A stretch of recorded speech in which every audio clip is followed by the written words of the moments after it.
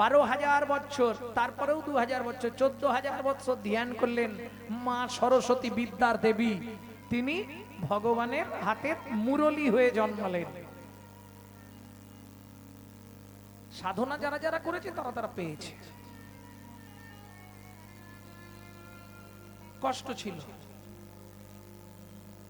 সত্যযুগে নাম ছিল কিন্তু প্রেম ছিল না। কৃত যদ্রায়াত বিষ্ণু, সত্যযুগের নাম কি ছিল? নারায়ণ পরাবেদা, নারায়ণ পরাক্ষরা, নারায়ণ পরাগতি, নারায়ণ পরামুক্তি। নারায়ণ পরাবেদা, নারায়ণ পরাক্ষরা, নারায়ণ পরাগতি, নারায়ণ পরামুক্তি। নামে উদ্ধার ছিল না, প্রেম নাই তো। ধ্যান করে উদ্ধার হতে হবে। সত্য চলে গেল, জীবনের একটা শূন্য কমে গেল।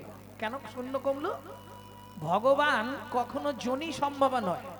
আমাদের মতো মাতৃ গর্ভতে ভগবান তো সৃষ্টি নয়। শূন্যাতীত শূন্যকার থেকে এসে জীবের আয়ু শূন্যের ওপর এক পা তুলে দাঁড়ালেন। একটা শূন্য কমে গেল, বুঝে নিয়ে গেল। যেই একটা শূন্য কমে গেল, সত্য চলে গেল, তেতা এলো, তাহলে তেতার পরমায়ু একটা শূন্য কমলো। কত? 10,000 বছর। মানুষ কমে গেল, 14 হাত লম্বা, 7 কমলো। কি করলে ভগবানকে পাবে? যজ্ঞ করলে ভগবানকে পাবে। দেখবেন যত বড় বড় যজ্ঞ সব তেতা যুগে। রাজসিক যজ্ঞ, অশ্বমেধ যজ্ঞ, নরমেধ যজ্ঞ, কৃতার্থ যজ্ঞ, বড় বড় যজ্ঞ সব তেতা যুগে। যজ্ঞের দ্বারা ভগবানকে লাভ করা যেত। আচ্ছা, যদি আমরা মনে করি কলিযুগে ধ্যান করে ভগবানকে লাভ করব, হবে না? এখন কলিযুগে ধ্যান করব, মুখে বলতে পারবো, মন থেকে করতে পারবো না। কেন পারবো না? তার কারণ হচ্ছে দুটি কারণে আপনি কলিযুগে 10 মিনিট চোখ বন্ধ করে বসতে পারবেন না। আর যদিও বসে থাকেন, আপনি বসে আছেন, মন কিন্তু ভেতরে নেই, সে পালিয়ে গেছে।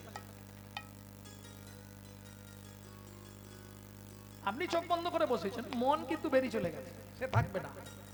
কেন? কারণ কি? দুটি কারণ।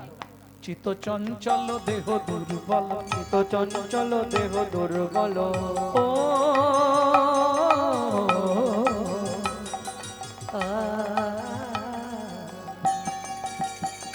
চিত্ত চঞ্চল দেহ দুর্বল, চিত্ত চঞ্চল দেহ দুর্বল। ধ্যান হবে না কলিকালে, ধ্যান হবে না কলিকালে, না না ধ্যান হবে না কলিকালে, ধ্যান হবে না কলিকালে। চিত্ত চঞ্চল দেহ দুর্বল, চিত্ত চঞ্চল দেহ দুর্বল, চিত্ত চঞ্চল দেহ দুর্বল। বুঝে নেওয়া গেল? ধ্যান করতে পারবেন না কলিযুগে।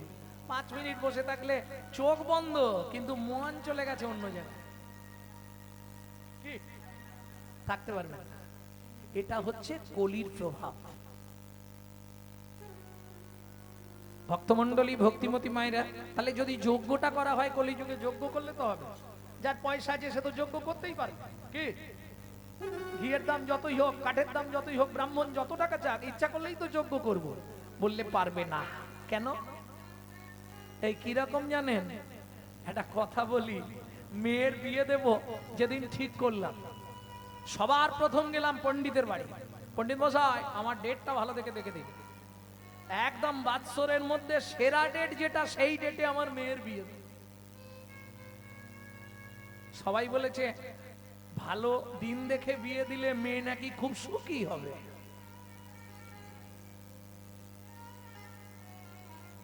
পণ্ডিত মশাই ডেট ধার্য করে দিল, কোনো চিন্তা নেই, সব বায়না দিয়ে দিলাম, প্যান্ডেল, লাইট, মাইক, নবাবাত, ক্যাটারিং, যা যা দরকার সব হয়ে গেল। বিরাট খরচা, 15-20 লাখ টাকা খরচা। ঠাকুর মশাই বিয়ে দিলেন, যাবার সময় বলছে, এসো তোমাদের আশীর্বাদ করে এবার আমি চলে যাবো, আমাকে ছাড়তে হবে। আমাকে ছাড়তে হবে, আমি বেশিক্ষণ থাকতে পারবো না। তোমাদের আনন্দ ফুর্তি হোক, আমাকে ছাড়ো। প্রণাম করছে যজমান। ঠাকুরমশাই বলছে, আরে প্রণাম করে নিচ্ছ কি, কাজ মিটে গেছে, এবার তো ছাড়তে হবে। ছাড়তে হবে মানে বুঝেছেন তো, মানে ভেঙে বলতে হবে, এটা দক্ষিণা দিতে হবে না। মেয়ের বিয়ে দিলাম, তোমার মেয়ে সুখী হবে, আমি বিয়ে দিয়েছি মানে সুখী হবে। ঘর যদি নাও করে সুখী মোটামুটি হবে। আমাকে ছেড়ে দাও, আমাকে দেরি করো। বলছে ঠাকুর মশাই, আজকের দিনটা আপনাকে কিছু আমি দেবো না, 1 টাকা নিয়ে চলে যান। অষ্টমঙ্গলায় মেয়ে যেদিন আসবে, আপনি সকালেই আসবেন, ওদেরকে আশীর্বাদ করে দক্ষিণাটা দিয়ে দেবেন। কি দাঁড়ালো? হাতি হাতি টাকা এক রাত্রে খরচা হলো, লেজটা আটকে রয়ে গেল। ওই জন্য বললাম না, যজমান ঠিক নেই, যোগ্য করতে পারবে না। বর্তমান বাজারে 1 কেজি ভালো ঘি 1200 টাকা কেজি, অরিজিনাল ভালো ঘি। ও তো কিনবে না, ও তো দোকানে গিয়ে বলবে যে ঘিটা পুরানো হবে, হাফ ডালদার হাফ কেরোসিন, ওই মালটা দিন 100 টাকা কেজি। ও সুবিধা খুঁজছে। তাহলে অরিজিনাল মালও নেই, মাল সব ভেজাল। আর যে যোগ্য করাবে সেও ভেজাল, যে যোগ্য করবে ব্রাহ্মণ সে তো ভেজাল। কি অরিজিনাল ব্রাহ্মণ পাবে বাজারে? নেই বললে ভুল হবে, আছে, খুব কম, খুঁজে পাওয়া খুব মুশকিল, মাথা চুলকাতে হয়। ব্রহ্ম জ্ঞানাত্মানাং ব্রাহ্মণো যথা সম্ভব। আমার মনে হয় খুব কম ব্রাহ্মণ আছে যারা সন্ধ্যায় গায়ত্রী করে, আছে, নেই বলবো না, নেই বলবো না, আছে, কিছু কিছু আছে। ব্রাহ্মণ হবে বেদজ্ঞ, বেদ পাঠ করতে হবে তাকে। বললে আমি তো গরিব ব্রাহ্মণ, আমার বেদ কেনার পয়সা নেই, তাহলে আমি কি করব? বললে বেদ যদি না কিনতে পারো, বেদের মায়ের নাম করবে প্রত্যেক দিন। বেদের মাকে গায়ত্রী। ওই জন্য দেখবেন ব্রাহ্মণ দীক্ষা যখন হয়, আমাদের পৈতা হয়, উপনয়ন। ব্রাহ্মণের 3টে চোখ, তো 2টো চোখ সবার, ব্রাহ্মণের 3টে চোখ, জ্ঞান নয়ন একটা থাকে। যে জ্ঞান নয়নটা শূদ্ররাও পায় গুরু দীক্ষার পর। বুঝে নেওয়া গেল? ওপরে নয়ন মানে উপনয়ন। সেটা কিসের জন্য না, তিনি বেদ অধ্যয়ন করবে। যদি বেদ পড়তে না পারো, তাহলে বেদ মাতা গায়ত্রীর নামটা তোমাকে 3 বার করতে হবে, বলে না সন্ধ্যা গায়ত্রী, তবে তুমি ব্রাহ্মণ হবে। 9টা গুণ তোমার মধ্যে থাকতে হবে, তবে তুমি ব্রাহ্মণ। আর 10টা গুণ থাকলে তবে তুমি হবে বৈষ্ণব। অত কঠিন ব্যাপার, বৈষ্ণব হওয়া সম্ভব নয়, আমরা সব সাজি। হ্যাঁ, আমি একদম সমস্ত গৌড়ীয় বৈষ্ণবদের সামনে দাঁড়িয়ে বলি, আমার সমাজ বাড়িতে দাঁড়িয়ে বলি, নবদ্বীপে কদিন আগে কীর্তন ছিল বলে এসেছি, বৈষ্ণব খুঁজে পাবেন না, সব সেজে আছি, অরিজিনাল পাবেন না। কেন? একজন বাবাজি প্রশ্ন করলেন, কেন? আলি শুনুন, ভক্তি রসামৃত সিন্ধু গ্রন্থে বৈষ্ণবের ডেফিনেশন দিচ্ছে, কনক কামিনী প্রতিষ্ঠা বাঘিনী ছাড়িয়াছে যারে সেই বৈষ্ণব। কনক মানে সোনা, কামিনী মানে নারী। হয়ে গেল?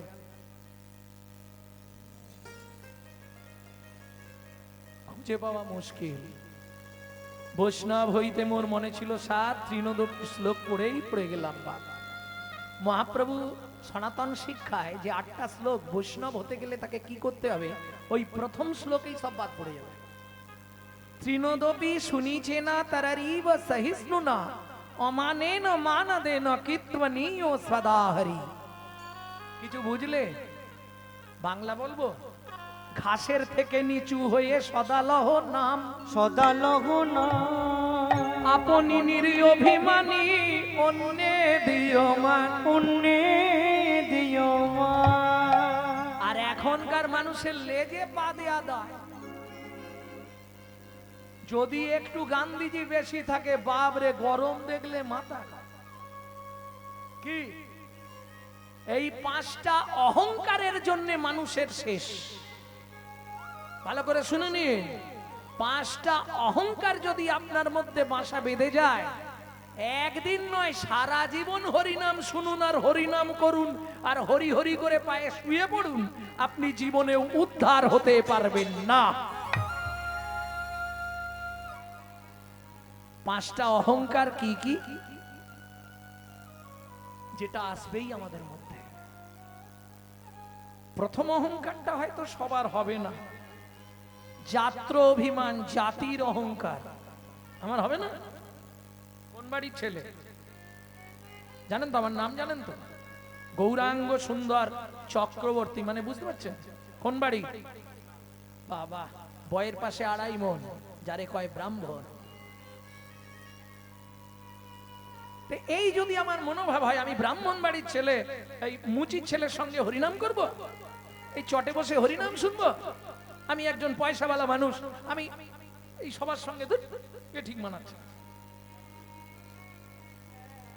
হবে না। বিদ্যার অহংকার, আমি এম এ পাস, এটা সব মূর্খ মানুষরা বসে আছে খেয়ে দে কাজ পায়নি, হরিনাম শুনছে। জাতির অহংকার 1, 2 বিদ্যার অহংকার।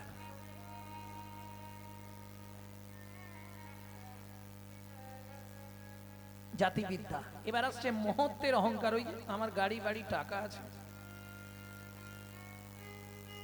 তারপরে যেটা হয় ওটা পুরুষদের কম হয়, নারীদের বেশি হয়, যদি একটু দেখতে সুন্দরী হয়, রূপের অহংকার। বাবা,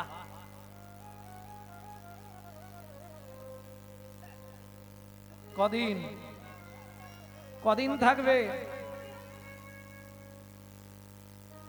কে গো, কদিন থাকবে? রূপ যৌবন ধন ক্ষণস্থায়ী, চলে যাবে, তাই না? কদিন থাকবে রূপ? ওগো সুন্দরী, দুদিনের ওই রূপের মাধুরী, তোমার যৌবনে লাগিলে ভাটা হবে গো বুড়ি। ওগো সুন্দরী, দুদিনের রূপের থাকবে? কদিন থাকবে? রূপ যৌবন ধন চিরস্থায়ী নয়, ক্ষণস্থায়ী। চিরস্থায়ী কি? যে তোমার সঙ্গে যাবে। ভক্তির জগৎ দাঁড়িয়ে আছে 2টি স্তম্ভে, ভালো করে বুঝে নিন। ভক্তির জগতে হচ্ছে 2টি স্তম্ভ। কি কি 2টি স্তম্ভ? একটি হচ্ছে নাম আর একটি হচ্ছে প্রণাম। ভালো করে বুঝে নিন, ভক্তির জগতে 2টি স্তম্ভ। আমরা দাঁড়িয়ে আছি কিসে? আমরা দাঁড়িয়ে আছি কিসের ওপর? 2টো স্তম্ভের ওপর না? পা আছে বলে দাঁড়িয়েছি, নাহলে দাঁড়াতে পারবো না। ঠিক ভক্তির জগতে তোমার হৃদয়ে ভক্তি তখনই আসবে, তখনই দাঁড়াবে। ভক্তির জগতে স্তম্ভ হচ্ছে 2টি, একটি নাম আর একটি প্রণাম।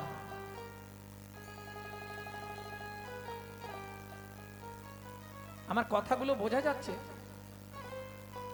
এইবার নাম, একটা একটা সারি, এই আস্তে এগিয়ে বসো না, সামনে এত জায়গা। এগিয়ে এলে তো ভালো হয়, সামনে এত জায়গা আছে। একটা হলো এদিকে ফাঁকা, ও বললে হবে না, রাস্তায় বসে। ভক্তির জগতে 2টি স্তম্ভ, একটি নাম একটি প্রণাম। নাম করে সিদ্ধি লাভ করলেন কে? নামের দ্বারা সিদ্ধি লাভ হলেন কার? তিনি হলেন নামাচার্য হরিদাস ঠাকুর। নাম করে এইভাবে সিদ্ধি লাভ, জলজান্ত প্রমাণ। পৃথিবীতে কোনো বৈষ্ণব আজ পর্যন্ত দিতে পারে না। কোন বৈষ্ণব, বহু বড় বড় বৈষ্ণব, সনাতন গোস্বামী, রূপ গোস্বামী, ভক্তির জগতে বহু বৈষ্ণব, কিন্তু এ প্রমাণ কেউ দিতে পারেনি নাম করে সিদ্ধি লাভ। একমাত্র হরিদাস ঠাকুর। কত নাম করত? 24 ঘন্টায় 3 লক্ষ। আবার 3 লক্ষ নাম মানে বুঝলেন তো? আচ্ছা, আমরা যদি মনে করি একদিন 3 লক্ষ নাম করব, হবে? হবে না? হয়তো আদা জল খেয়ে যদি লাগা যায় সকাল থেকে, তাহলে পরের দিন সকালকে হয়তো কমপ্লিট হতে পারে। সেটা একরকম ভাবে হলে, শুধু জব করে একদম বন্ধ দিলে হবে। হরে কৃষ্ণ হরে কৃষ্ণ কৃষ্ণ কৃষ্ণ হরে হরে, বন্ধ দিলে হবে, একদম মেলের মতো চলতে হবে, তাহলে হলেও হতে পারে। কিন্তু হরিদাস ঠাকুর 3 লক্ষ নাম 3 রকম ভাবে করতেন।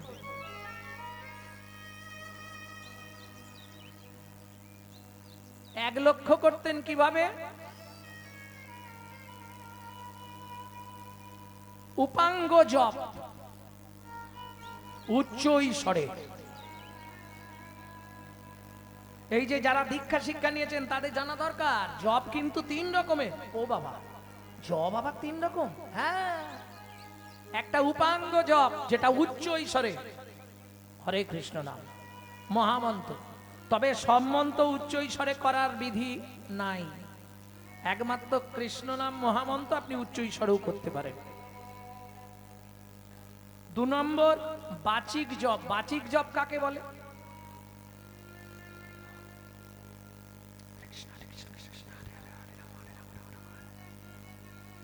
এটা যখন করব উচ্চাঙ্গ জপ। বাচিক জপ উচ্চ ঈশ্বরে হবে। আর একটা হয় মনে মনে, জিভ নড়বে না, মুখও খুলবে না, বন্ধ সব।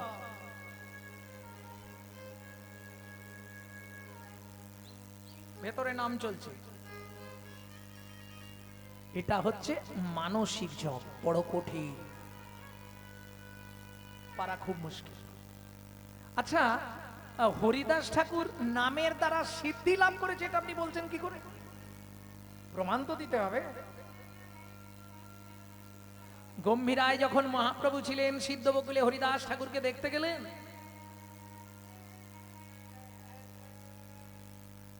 তোমার কি ইচ্ছা হরিদাস? প্রভু,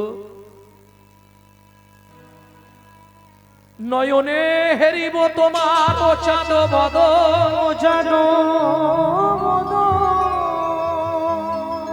হৃদয়ে ধরিব তোমার ওরাঙা চরণ।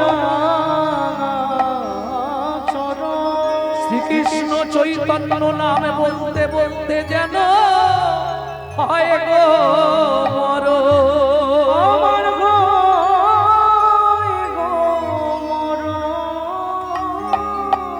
বলুন, এই সিদ্ধি লাভ কারো জীবনে হবে? মহাপ্রভু চরণটা বুকে ধরলেন, ভাবুন একটু। নয়নকে বলছে, নয়ন বদনটা দেখ। মহাপ্রভু চরণটা বুকে ধরেছে আর বদনের নাম করছে। এটাকে বলা হয় ইচ্ছা মৃত্যু। রোগে ভুগে মৃত্যু, ব্যাধিতে মৃত্যু, আকস্মিক দুর্ঘটনা মৃত্যু। আবার দেখবেন সুসাইড, যেগুলো কি বলে, ওই না বলাই ভালো, হরিবাসর বিষ খেয়ে নিল, ওই দড়ি টড়ি দিয়ে দিল, যাই হোক, এগুলো হচ্ছে অপঘাত মৃত্যু, আত্মহত্যা, ইচ্ছাকৃত মৃত্যু করে। ইচ্ছা মৃত্যু নয়, এটা জোর করে মৃত্যুকে আনা। ইচ্ছা মৃত্যু হরিদাস ঠাকুর, এটা বড় বড় সাধকদের হয়। প্রথম করে মনের ওপর সংযম, তারপরে করে প্রাণের ওপর সংযম। প্রাণায়ামের দ্বারা প্রাণকে সংযম করে ফেলতে পারে, যেটাকে সমাধি, এটা সাধকদের সম্ভব। তাহলে হরিদাস ঠাকুর নামের দ্বারা উদ্ধার হয়ে গেল কলিযুগে। সত্য তেতা দাপর পরিচর্যা। পরিচর্যা মানে পূজা করা। ও মায়েরা, বাড়িতে প্রত্যেকদিন পুজো করেন তো নাকি? কারা পুজো করেন বাড়িতে? হাত তুলুন দেখি। বাহ, ভালো। কিছু করুন না করুন, পুজো করবেন। আমাকে একটুখানি বলুন, পূজা কাকে বলে? তা বুঝি নে, ওই দুটো করে নকল দানা দিয়ে দি, ঠাকুর খাক খাক না খাক তুলে এনে নিজেরাই খেয়ে নেবো। হ্যাঁ, এই আলাদা থালা পাওয়া যায় জানো, অর্ডার দেয়া, 2 টাকা না 3 টাকা করে দাম, এইটুকু। ওতে 2-3টে করে নকল দানা দিয়ে ভগবানের সামনে ধরে দেবে, তাই তো? একবারও ভাবে না আমি যদি ভগবানকে নকল দানা দিই আমি জীবনে আসল দানা পাবো তো? কি এ কিরম হলো যেন, জারি শিল তারি নোড়া তারি ভাঙে। আমি কিছু বলবো নি, তোমরাই বলে না।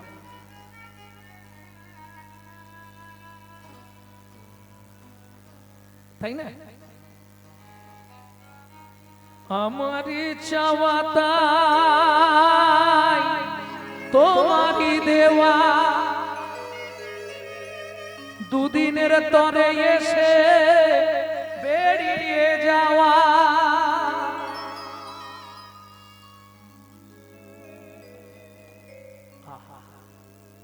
আমি চেয়েছিলাম তুমি দিয়েছিলে, কিন্তু আমি বুঝতে পারলাম নি জীবনে। তাহলে পরিচর্যা, পূজা, পূজার দ্বারা ভগবান লাভ হবে যদি পূজা ঠিক মতো করা যায়। পূজা কাকে বলে? প্রবৃত্ত উপাচারে জগৎপতির মনকে আকৃষ্ট করার নাম পু উ যা আ। বুঝে নেওয়া গেল? পু উ যা আ, প্রবৃত্ত উপাচারে জগৎপতির মনকে আকৃষ্ট করার নাম পূজা। তোমার মনই প্রবৃত্ত নেই আর তুমি কি উপাচার প্রবৃত্ত করবে? মন ভালো নয়, তীর্থ করে মিটামিটি খেটে মরে।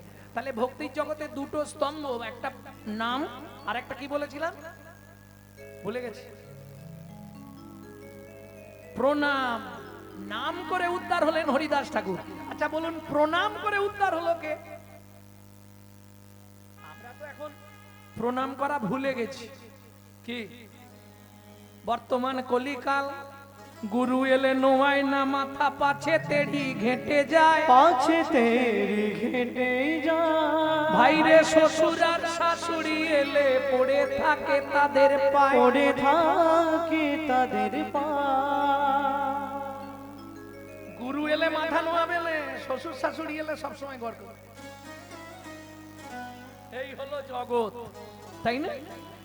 ভক্তমণ্ডলী, ভক্তিমতী মায়েরা, একটু বুঝতে পারছেন আমার কথাগুলো? প্রণাম করতেন প্রত্যেক দিনকে, প্রণাম করে করে উদ্ধার হয়ে গেল। তিনি কে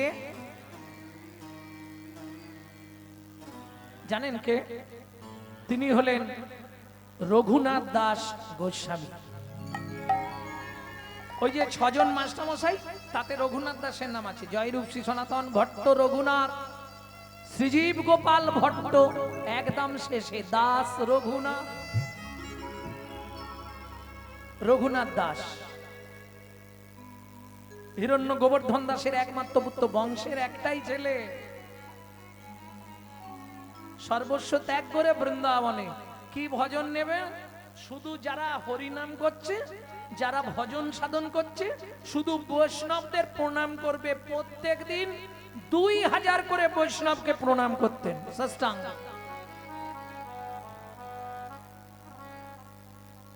তাতে কি লাভ হলো?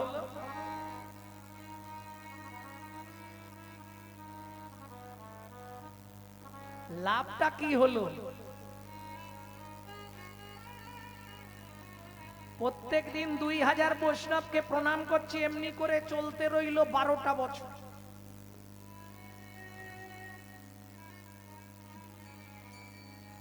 নীলাচলে এসে যখন মহাপ্রভুকে দেখতে গেলেন,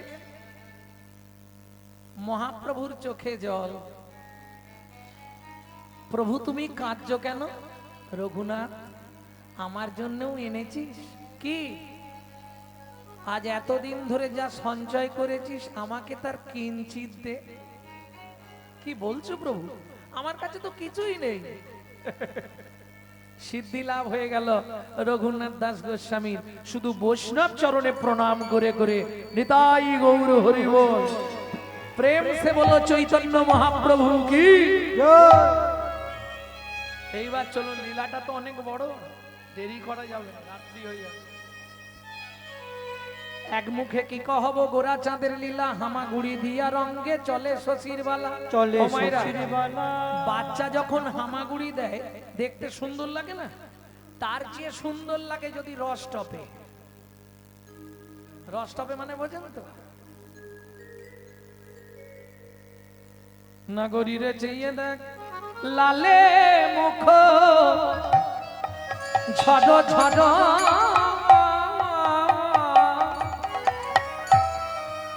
দেখিতে সুন্দর,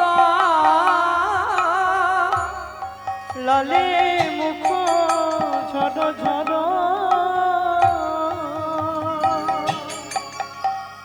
ওগো দেখিতে সুন্দর। লালে মুখ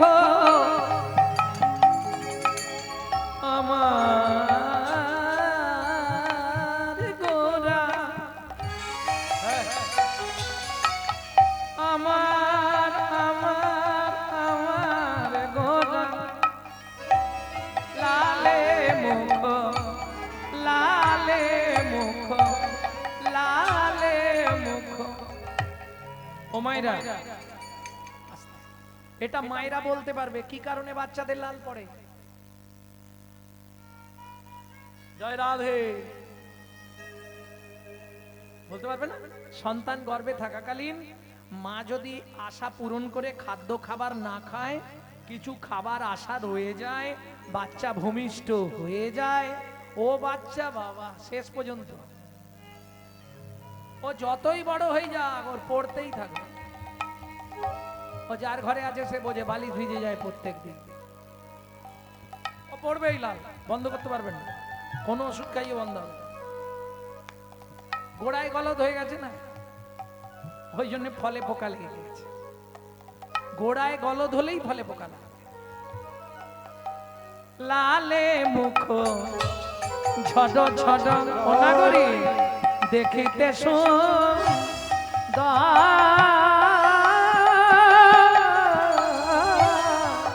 লালে লালে মুখ ঝড় ঝড় দেখিতে সুন্দর। পাকা বিম্ব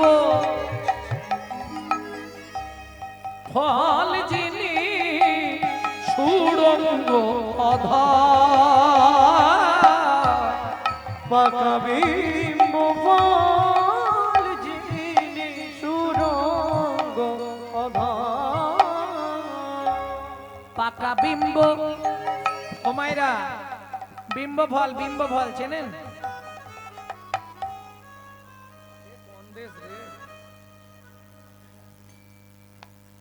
কি গো, বিম্ব ফল চেনো না? কুঁদরি চেনো? কুঁদরি, বাহ, কুঁদরির মতো আরেকটা ওই বনে জঙ্গলে হয়, তেলা কচু। তেলা কচুর বিশুদ্ধ বাংলা নাম হলো বিম্ব ফল। ওটা পেকে গেলে যে কালারটা হয়, টিয়া পাখির ঠোঁটের মতো, মহাপ্রভুর ঠোঁটটা ওই রকম দেখতে ছিল। পাকা বিম্ব ফল যিনি সুড়ঙ্গ অধর, ওগো পাকা বিম্ব ফল যিনি সুরঙ্গ অধর। আস্তে আস্তে আস্তে মহাপ্রভু হামাগুড়ি দিচ্ছে, ঠিক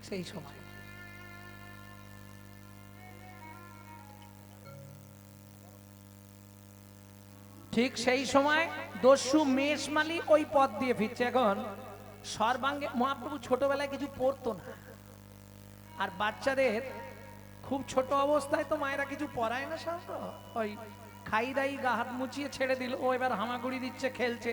আর শিশুদের স্বভাব জানেন তো কোন খেলাটা বেশি ভালো লাগে? যদি মাটি জায়গা পায়, বেশ মাঝখানে গিয়ে বসবে, ওখানে সন সন সন সন করে খানিকটা জল ঢালবে, ওটা কাদা বানাবে, বানিয়ে হাতে করে তুলবে আর গায়ে ছাপ ছাপ করে মারবে। কি করে না তোমাদের বাচ্চা? তা দস্যু মেষমালি যখন আসছে মহাপ্রভুকে দর্শন করলেন, ছোট্ট নিমাই সর্বাঙ্গে একবারে সোনা তো ভর্তি। সচিমা খুব সাজাতে ভালোবাসত, আর দেখতেও তো মহাপ্রভুকে একবারে, ছোট হলে কি হবে, যেমনি চেহারা তেমনি দেখতে ছিল। সর্বাঙ্গে সোনার গয়না দিয়ে সাজিয়েছে। দস্যু মেষমালি তো তাক, ছেলেটাকে যদি কিডন্যাপ করতে পারি, চুরি করে নিয়ে যেতে পারি, জীবনে আর আমাকে চুরি করতে হবে না। এ যা সোনা পড়ে আছে আমার লাইফ চলে যাবে। এই খোকা এদিকে আয়। আমাকে ডাকছো? হ্যাঁ এদিকে। আদো আদো কথা, এদিকে আয়। ইশারা করেছে, লজেন দেবো, এদিকে আয়। বাচ্চা স্বভাব, কেউ কিছু দেব বললেই ছুটে চলে যায়। ব্যাস হামাগুড়ি দিয়ে যেই গেছে কোলে লইয়া শচী নন্দন, মেষমালি পালায় তখন। কোলে শচী নন্দন, মেষমালি পলায় তখন। কোলে লইয়া শচীর নন্দন, মেষমালি পালায় তখন। কোলে লইয়া শচী নন্দন, মেষমালি পলায় তখন। উপনীত আপন আলয় গো, উপনীত আপন আলয় গো। উপনীত আপন আলয় গো, উপনীত আপন আলয় গো। হরিমতি। দস্যু মেষমালির স্ত্রীর নাম হচ্ছে হরিমতি। হরিমতি, হোমা তোমার কোলে কে এনেছো? দেখবেন মেয়েরা বাচ্চা দেখলে একটু দুর্বল। কি আমাকে দাও না, আমাকে দাও না, ঘর থেকে ধারলা ছুরিটা বার করো আগে। কি করবে? এর গলাটা কেটে দিলেই গয়নাগুলো খুলে নিতে পারবো। আহা, দস্যু মেষমালি স্ত্রী হরিমতি বলছে, বিনয় করে বলি স্বামী, আজ থেকে না হয় উপবাসে থাকবো আমি। শিশুর অঙ্গে আঘাত না করি, ওই শিশু রঙ্গে আঘাত না করিও। তুমি ঘর থেকে চলে যাও, দেখি তোমার বাপের বাড়ি চলে যাও। যাওয়ার সময় ছুরিটা আমি দিতে পারবো না। ছুটে গিয়ে ছুরিটা নিয়ে বালক নিমাইকে নিয়ে ঘরের মধ্যে ঢুকে ঘরটা বন্ধ করলেন। এই চুপ করে দাঁড়া। দস্যু, ও দস্যু, তুমি আমার গলা কাটবে? হ্যাঁ, নালে তুই তো চিৎকার করবি, পাড়ার লোক এসে যাবে, সোনার গয়নাগুলো খুলবো কি করে? তাহলে তুমি যদি গলা কাটবে তাহলে দেরি করো না, তাড়াতাড়ি কেটে দাও, তারপর আমি না হয় চলে যাব। কি পাগল রে, গলা কেটে দিলে তুই আর যেতে পারবি? ও যেতে পারবো না? না, গলা মানে একদম কেটে দেবে? হ্যাঁ, তবে কি তোকে বাঁচিয়ে রাখবো? তুই সবাইকে বলে বেড়াবি? ওটি হচ্ছে না, তোকে মেরে তোর গয়নাগুলো নেবো, বুঝেছিস? চুপচাপ দাঁড়া। আচ্ছা দস্যু, এর আগে কাউকে মেরেছো না আমাকে দিয়ে শুরু করছো? তোর জানার দরকার কি? ঠিক আছে, ছুরিটা দেখেছিস তো? সে না হয় দেখলাম। আচ্ছা দস্যু, তুমি যখন গলায় ছুরিটা বসাবে, চোখটা খুলে রাখবো না বন্ধ করে রাখবো? তোকে বলবো, তুই কি করবি তোর ব্যাপার। এত কথা বলছিস কেন? দস্যু, তোমাকে দেখে মনে হচ্ছে তুমি নতুন না? তোর জানার দরকার নেই, এইটুকুনি ছেলে বকেই যাচ্ছে, তখন থেকে আমার মাথাটা খারাপ করে দেবে। চুপ করে দাঁড়া, তারপর দেখছি। তাহলে চুপ করেই দাঁড়াচ্ছি। তুমি কিন্তু বেশি দেরি করো না। বেশি দেরি করলে খুঁজতে খুঁজতে যদি বাবা এসে যায় না, তাহলে তোমারও খবর করে দেবে। তাড়াতাড়ি কেটে দাও, দেরি করো না। দস্যু চমকে উঠলো, এইটুকুনি ছেলে বারবার বলছে তাড়াতাড়ি কেটে দাও, দেরি করো না। ও কি বুঝছে না যে ওর গলা কাটলে লাগবে? কিছু তো ব্যাপার হয়। হ্যাঁ রে, আমি যখন গলায় ছুরিটা বসাবো তোর লাগবে না? আচ্ছা দস্যু, সত্যি কথা বলো তো, কিসের জন্য কাটবে? বললাম না তোর গয়নাগুলো নেবো, তাহলে দেরি করছো কেন? তাড়াতাড়ি নাও। দস্যু মনে মনে ভাবলেন সত্যি দেরি করা ঠিক নয়, যদি লোক এসে যায়। ছুরিটা যেই তুলেছে দস্যু অবশ হইল অঙ্গ, কাঁপে থর অবশ্যই হইল অঙ্গ কাপে থর ছুরি কাপড়িল গিয়ে মৃত্তিকায়ু ছুরি কাপড়িল গিয়ে মৃত্তিকা তুমি মানব নয় গো কোন দেবতা, তুমি মানব নই গো কোন দেবতা, প্রকাশ করো সত্য কথা। কি হলো দস্যু? বললাম না তুমি নতুন, তোমার ছুরি হাত থেকে পড়ে যাচ্ছে আর তুমি কাটবে কি করবে? আগেই বললাম না তুমি নতুন। আচ্ছা তোমার আমাকে কাটার দরকার মানে গয়নাগুলো নেবে, এই তো? দাঁড়াও। হয়ে কৌতূহলী অলংকার খুলি, হয়ে কৌতূহলী অলঙ্কার খুলি, হয়ে কৌতূহলী অলংকার তখন হয়ে কৌতূহলী অলঙ্কার খুলি, হয়ে কৌতূহলী অলঙ্কার খুলি, এই নাও দস্যু অলংকার, হয়ে কৌতূহলী অলঙ্কার খুলি, এই নাও দস্যু অলঙ্কার। তুমি বলেছো এইগুলো পেলে আর জীবনে চুরি করবে না, তাই তো? এবার ছাড়ো দস্যু বৃত্তি, রাখো ধর্মে মতি, ছাড়ো দস্যু বৃত্তি, রাখো ধর্মে মতি, এ জগতে ভাবো কে বাকা। ছাড়ো দস্যু বৃত্তি, রাখো ধর্মে মতি, এ জগতে ভাবো কে বাকা। এই নাও, তাড়াতাড়ি বাড়িতে রেখে আমাকে দিয়ে আসবে চলো। ওমা তোকে দিতে গেলে তো আমাকে ধরে পেটাবে রে। ওমা আমি তো বাচ্চা ছিলাম, আমি কি রাস্তা জানি নাকি? আমাকে দিয়ে আসবে চলো। মারবে না, কেউ তোমাকে কিচ্ছু বলবে না, আমি বাবাকে বুঝিয়ে বলে দেবো, তুমি দিয়ে আসবে চলো। ঠিক আছে দাঁড়া। কি দাঁড়াবো? গয়নার পুটলিটা নিয়ে যাই, যদি মারধর করে ফেরত দিলে কম মারবে। মাল ফেরত দিয়ে দিলে কম মারবে না? এমনি দু চারটে মারবে, যদি মালটা বের করে দিয়ে দিই পট করে তাহলে একটু কম মার খাবো। এটা সঙ্গেই নিয়ে যায়, যা হয় দেখা যাক। চল। ও মা এইভাবে নিয়ে যাবে কি করে? আনার সময় তো তুমি কোলে করে নিয়ে এলে। বাপের ঠাকুর রে হেঁটে হেঁটে চ, আমি হাঁটতে পারবো না। কিসে যাবি? তোমার কাঁধে উঠি না। জানের জ্বালা বাবা তোকে এনে। ঠিক আছে ওঠ। দস্যুর কাঁধে বসেছে, হাত দিয়ে মাথাটা চেপে ধরেছে, পা দুটো বুকে বারবার লাথি মারছে। পরশমণির স্পর্শ লাগলে লোহা যেমন সোনা হয়, লোহা যেমন সোনা, মহাপ্রভুর কমল চরণের পরশে, কমল চরণের পরশে, দস্যুর হৃদয়ে সোনা হয়ে গেল।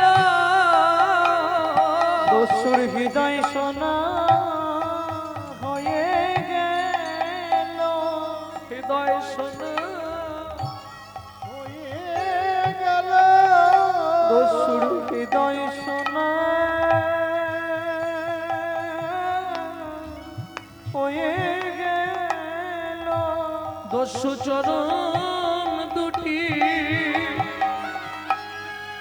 বক্ষে ধরে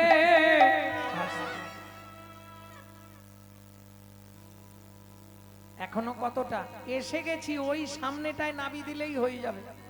আরে কি করছিস তুই? কি হলো? তুই আমার কাঁধে বসে বসে প্রস্রাব করছিস? হ্যাঁ না না, খুব জোর লেগেছিল, ধরে রাখতে পারিনি। ভালো জল গো, আমি সুরধনী গঙ্গার জল খাই, অন্য জল খাই না।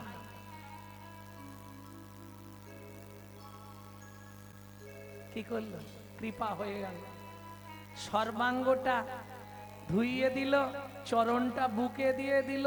এইবার চলুন। ওই আরে লোকটা লাঠি নিয়ে দাঁড়িয়ে আছে, ওইটাই আমার বাবা।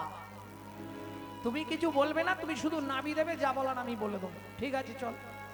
যেই নাবিছে পুডলি ধরে আছে, দিয়ে দেবো বাবা। যেই নাবিয়েছে জগন্নাথ মিশ্র, শচী ঠাকুরানী, লোকজন সবাই ছুটে এলো। এই চোর, তুই আমার ছেলেকে নিয়ে গেছিলি? না বাবা, আমি পদ হারিয়ে চলে গেছিলাম, ও আমায় বাড়িতে দিতে এলো। সচিমা বললেন, এই সত্যি করে বল, তোর গায়ের গয়না কি হলো? ওমা মা, ওর ঘরে গিয়ে দেখলাম খুব গরিব, একবেলা রান্না হয়, 3 দিন হয় না, গয়নাগুলো খুলে ওকে দিয়ে দিয়েছি। ঠিক করেছি বাবা।